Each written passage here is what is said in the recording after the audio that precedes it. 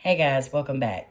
Today on WhatThe Paranormal Podcast, we're going to be talking about serial killers and the differences between men and women serial killers. Now, I know we've all heard of the first person that I'm going to talk about, and that's Aileen Wuornos. She became a serial killer due to a combination of factors that influenced her life, circumstances, and psychological state. She is famous and well known for being one of the first female serial killers out there. But was she always going to be a serial killer, or did her way of life turn her into a serial killer? She experienced a tumultuous and traumatic upbringing, including a troubled family environment and instances of sexual abuse. These early experiences potentially played a role in shaping her perception of power, control, and violence. Wuornos also faced extreme hardships as an adult, struggling with substance abuse, homelessness, and a lack of stable employment. These difficulties, combined with her volatile relationships and a feeling of social isolation, may have intensified her feelings of anger, resentment, and desperation. Wuornos exhibited symptoms of mental health, including borderline personality disorder. The presence of this disorder, along with her deeply ingrained anger and damaged self-perception, likely contributed to her escalating violence. It is essential to acknowledge that these factors don't excuse or justify her actions, but provide insight into the complex psyche of Aileen Wuornos. The circumstances of her troubled past, her mental health struggles, and her experiences pushed her towards a path of violence, ultimately leading her to become a serial killer.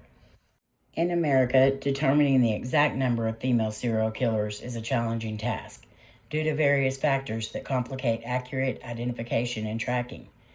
These factors include underreporting, law enforcement bias, and social stereotypes that often view women as incapable of committing such heinous acts.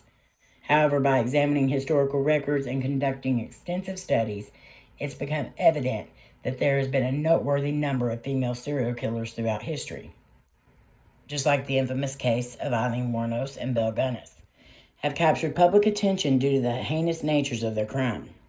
Wuornos was active during the late 1980s and early 1990s, stands as one of America's most well-known female serial killers. Convicted of murdering 7 men in Florida, born into a troubled and abusive family, Wuornos endured a difficult childhood, which included engaging in prostitution to survive. The tumultuous upbringing, combined with her troubled relationship and history of violence, shaped her path towards becoming a serial killer. Belle Gunness operated during the early 20th century and garnered significant attention to the way she targeted her suitors and exploited their assets, which eventually involved murder. She lured them to her farm, promising them love and a prosperous life, only to kill them for their money and belongings. While these examples shed light on the existence of female serial killers, it is crucial to note that in comparison to male serial killers, their overall numbers remain relatively low. Various theories have been proposed to explain this gender disparity, such as differences in expression of aggression between males and females, socialization patterns that discourage violent behavior in women, and differences in access to potential victims. Therefore, the exploration of the motivations and behavioral patterns of female serial killers continues to be a topic of ongoing research for criminologists, psychologists, and sociologists. By delving into the intricate complexities of criminal behavior, professionals in these fields aim to deepen our understanding of this rare but significant subset of offenders. Understanding the psychological, social, and environmental factors that contribute to female serial killings may help develop effective prevention and intervention strategies in the future. Furthermore, it may challenge societal misconception and bias surrounding women's capacity for violence, improving investigation procedures, and ultimately making communities safer. Research indicates that the number of male serial killers in America throughout history is estimated to be in the hundreds. However, obtaining an exact figure proves to be challenging due to several factors that contribute to underreporting and incomplete data.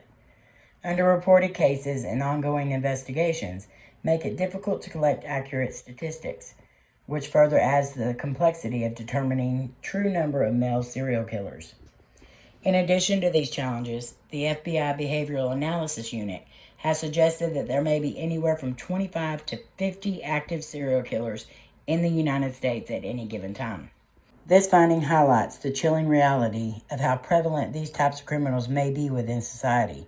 The ongoing existence of active serial killers underscores the importance of law enforcement agencies' continued effort to track and apprehend these offenders. While the majority of available statistics focus on male serial killers, there has been cases involving female serial killers as well. This inclusion of female offenders in the broader discussion reminds us that the phenomenon of serial killing is not limited to one gender. The motivations and methods employed by female serial killers may differ from those of their male counterparts, but understanding their actions and patterns is crucial for developing effective preventative measures. As identification and understanding of serial killers continues to evolve, the study of this subject remains an ongoing field of research. Psychologists, criminologists, and law enforcement agencies all contribute to shedding light on the complex nature of serial killers and their behavior. However, the precise total number of serial killers may never be definitively known, due to the various factors that hinder the collection and accuracy of data. Despite these challenges, the pursuit of knowledge on this topic remains vital in order to safeguard society and prevent future tragedies.